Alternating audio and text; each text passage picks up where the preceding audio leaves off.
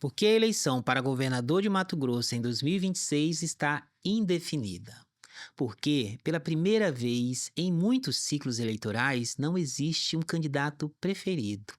Não existe aquele nome que larga naturalmente na frente e organiza o tabuleiro do poder. Historicamente, Mato Grosso sempre entrou em eleições com favoritos claros. Houve momentos em que o eleitor já reconhecia, antes mesmo da campanha começar, quem eram os queridinhos do processo. Ciclos marcados por Blairo Maggi, Silval Barbosa, Pedro Tax e, mais recentemente, Mauro Mendes. Esses nomes, goste-se ou não deles, davam previsibilidade à disputa. Em 2026, isso não existe. O cenário é fragmentado, aberto e sem empolgação espontânea.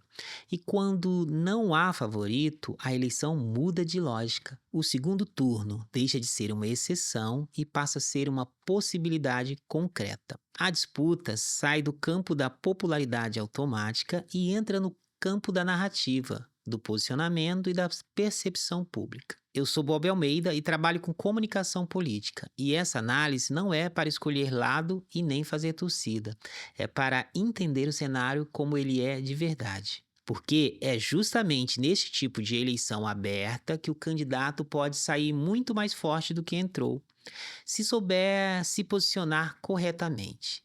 Em eleições indefinidas, três fatores passam a pesar mais do que o normal. Primeiro, o eleitor decide mais tarde. Segundo, o bastidor ganha relevância. E terceiro, a leitura pública de força, empatia e viabilidade passa a valer mais do que o currículo ou o cargo que ocupa.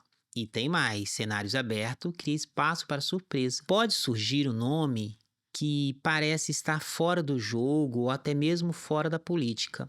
Um outsider com força econômica e capilaridade social, como aconteceu em 2002 com Blairo Maggi. Ou até um outro nome que agregue mais do que os nomes que estão aí colocados hoje. Quando a vitrine está vazia, qualquer candidatura que consiga ocupar esse vácuo de liderança com forte narrativa pode mudar o jogo rapidamente. Agora, olhando exclusivamente do ponto de vista da comunicação política, sem apontar soluções, sem puxar para nenhum lado, dá para identificar fragilidades que ajudam a explicar porque nenhum nome conseguiu até aqui empolgar sozinho.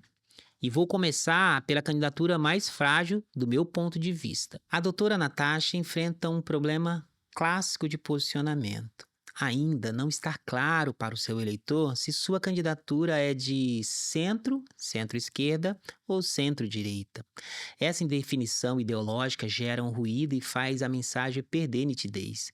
Quando o eleitor não entende exatamente de onde a candidata fala, o enquadramento fica fácil para os adversários e os comentaristas de plantão. Soma-se a isso o desafio de ampliar a leitura pública de musculatura política. Em eleições duras, o eleitor busca sinais de amplitude, sustentação e a capacidade que o candidato tem de enfrentar conflito. Essa leitura precisa estar consolidada para ocupar o vazio de favorito. No caso do vice-governador Otaviano Pivetta, a fragilidade mais sensível é a empatia. Ele carrega a imagem de gestor técnico. Isso pode funcionar em determinados ambientes, mas em eleições fragmentadas, o vínculo emocional cresce. Além disso, candidaturas associadas à continuidade sempre enfrentam um dilema narrativo. Tudo que funciona é tratado como mérito do governo, mas tudo que incomoda é colado no candidato. A campanha vira julgamento de continuidade. Jaime Campos enfrenta um desafio clássico de comunicação para lideranças com longa trajetória. A associação automática ao passado. Quando o nome já é amplamente conhecido, a disputa deixa de ser sobre reconhecimento e passa a ser sobre renovação de sentido. Em um cenário aberto, o eleitor tende a perguntar não quem ele foi, mas o que ele representa de fato.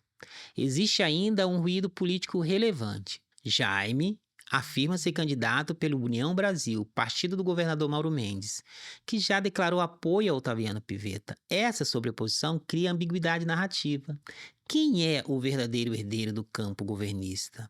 Quando o eleitor percebe essa divisão interna, a sensação de força diminui. Além disso, há um desafio geracional e de energia eleitoral. Em campanhas fragmentadas, com decisão tardia, mobilização e presença digital fazem muita diferença. Se a candidatura for lida excessivamente institucional ou tradicional, pode enfrentar dificuldade de gerar onda emocional, algo que costuma definir a reta final de uma campanha. Já o Wellington Fagundes enfrenta um desafio de identidade simbólica. Apesar da trajetória longa e da estrutura consolidada, ainda existe dificuldade de encaixe claro em um cenário polarizado. Parte do eleitor o vê como institucional demais, outra parte questiona se ele representa a ruptura ou a acomodação. Há também um ponto específico: ele ainda não foi plenamente abraçado por setores bolsonaristas mais orgânicos.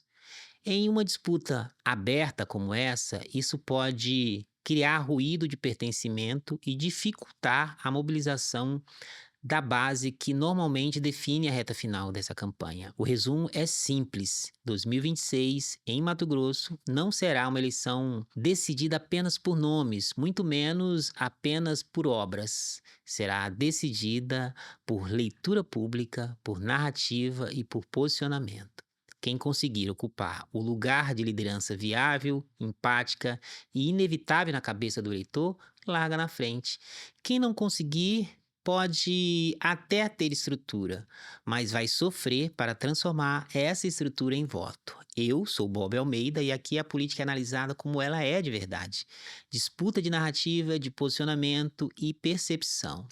Sem torcida, sem romantização e com método. Se tudo isso faz sentido para você, envie esse vídeo para aquele amigo que será candidato agora em 2026 ou para aquele que adora uma análise política de verdade. Inscreva-se nesse canal e ative as notificações para receber mais conteúdos como esse.